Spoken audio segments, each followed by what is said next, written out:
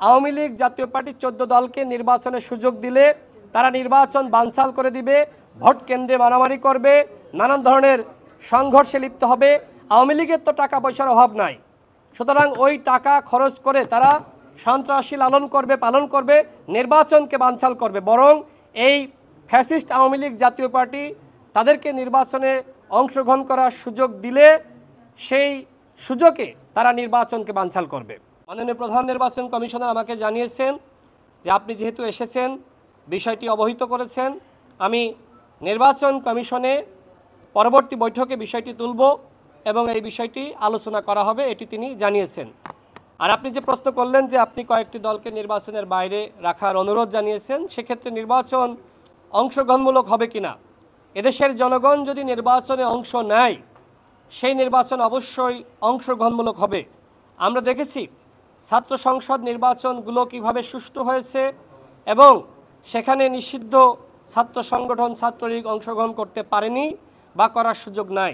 সেক্ষেত্রে কি নির্বাচন নিয়ে এদেশের জনগণের, এদেশের শিক্ষার্থীদের প্রশ্ন আছে? প্রশ্ন নাই। যেহেতু আওয়ামী লীগ ছাত্রলীগ অপরাধ করেছে, সুতরাং এই অপরাধীদের বিচার হতে হবে। বিচারের আগে কোনোভাবেই তারা নির্বাচনে অংশগ্রহণ করার সুযোগ পাবে না এবং একই সাথে রাজনীতি করার সুযোগ পাবে না। এটি আমার কথা নয়, এটি এদেশের জনগণের কথা। এবং 5 আগস্ট এদেশের জনগণ রায় দিয়েছে, যেহেতু আওয়ামী লীগ অন্যায় করেছে, অপরাধ করেছে, সুতরাং এদেশে তারা আর রাজনীতি করার সুযোগ পাবে না। এবং গণ অভ্যুত্থানের মধ্য দিয়ে যেহেতু এই নির্বাচন কমিশন গঠিত হয়েছে, এই নির্বাচন কমিশন জনগণের যে ম্যান্ডেট, সেই ম্যান্ডেট পেয়েছে, জনগণের কথা শুনতে তারা বাধ্য। আওয়ামী লীগ জাতীয় পার্টি 14 দল তারা অন্যায় করেছে, অপরাধ করেছে, সুতরাং বিচার শেষ হওয়ার আগে নির্বাচনে এবং একই সাথে রাজনীতি করার ক্ষেত্রে তাদের কোনো অধিকার আছে বলে আমি মনে করি না।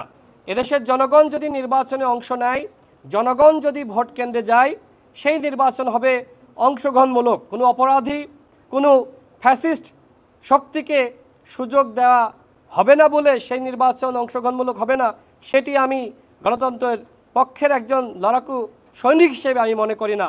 আমরা মনে করি এদেশের জনগণ যদি নির্বাচনে সুযোগ পায়, এদেশের জনগণ যদি ভোট দেওয়ার সুযোগ পায়, এদেশের জনগণ যদি স্বতঃস্ফূর্তভাবে নির্বাচনে অংশগ্রহণ করে, সেই নির্বাচন হবে অংশগ্রহণমূলক। বরং আওয়ামী লীগ জাতীয় পার্টির 14 দলকে নির্বাচনের সুযোগ দিলে তারা নির্বাচন বানচাল করে দিবে, ভোট কেন্দ্রে মারামারি করবে, নানান ধরনের সংঘর্ষে লিপ্ত হবে। আওয়ামী লীগের তো টাকা পয়সার অভাব নাই, সুতরাং ওই টাকা খরচ করে তারা সন্ত্রাসী পালন করবে, নির্বাচনকে বানচাল করবে। বরং এই ফ্যাসিস্ট আওয়ামী লীগ জাতীয় পার্টি তাদেরকে নির্বাচনে অংশগ্রহণ করার সুযোগ দিলে সেই সুযোগে তারা নির্বাচনকে বানচাল করবে। প্রধান নির্বাচন কমিশনারের সাথে অনেক বিষয় আলোচনা হয়েছে। যেহেতু এটা আসলে ব্যক্তিগত পর্যায়ে প্রাইভেট আলোচনা, আমি চাইলেও প্রধান নির্বাচন কমিশনারের সাথে কি আলোচনা হয়েছে সেটি আসলে তার অনুমতি ছাড়া আমি বাইরে সব বলতে পারি না। বাট তিনি আমাকে এতটুকু জানিয়েছেন যেটি বাইরে বলা যায়, তিনি বিষয়টি নিয়ে আলোচনা করবেন এবং নির্বাচন কমিশনের পরবর্তী বৈঠকে এই বিষয়টি তিনি উত্থাপন করবেন। তিনি জানিয়েছেন তারেক রহমান খুবই সংগ্রামী, শুধুমাত্র আমি নয়, নির্বাচন কমিশনে অন্যান্য কর্মকর্তা, নির্বাচন কমিশনার বৃন্দ, তারা প্রত্যেকেই তারেক রহমানের সংগ্রামের প্রতি শ্রদ্ধাশীল এবং গণ অভ্যুত্থানে তারেক রহমান যে ভূমিকা রেখেছে সেই ভূমিকার প্রশংসা প্রধান নির্বাচন কমিশনার নিজে করেছেন। তিনি বিষয়টি পরবর্তী বৈঠকে আলোচনা করার আশ্বাস দিয়েছেন। এর বাইরে আর কোনো কথা আসলে আমি বলতে পারছি না। নির্বাচনের সামনে, নির্বাচন কমিশন ভবনের সামনে যদি এই ধরনের আন্দোলন চলে, সেই আন্দোলনটা আসলে অন্য পক্ষ কীভাবে নেয় সেটি নিয়ে এক ধরনের আলাপ আলোচনা আছে। সেই জায়গা থেকে অবশ্যই আমি তারেক রহমান ভাইকে, এখানে তার দলের নেতা আছে আরিফ ভাই, এখানে তার জোটের অন্যান্য নেতৃবৃন্দ আছে, তাদেরকে সাথে নিয়ে তার সাথে কথা বলবো। তাকে আমরা বোঝাতে চেষ্টা করব যে প্রধান নির্বাচন কমিশনারের সাথে কথা হয়েছে, তিনি বিষয়টি নিয়ে আলোচনা করবেন এবং আলোচনার মাধ্যমেই তো সমাধান হতে হবে। এই বিষয়টি তারেক রহমান ভাইকে আমি জানাবো, তিনি কি সিদ্ধান্ত নেবেন সেটি আসলে তার বিষয়। তবে আমি মনে করি নির্বাচনকে সামনে রেখে নির্বাচন কমিশনকে আমাদের প্রত্যেকেই সহযোগিতা করতে হবে।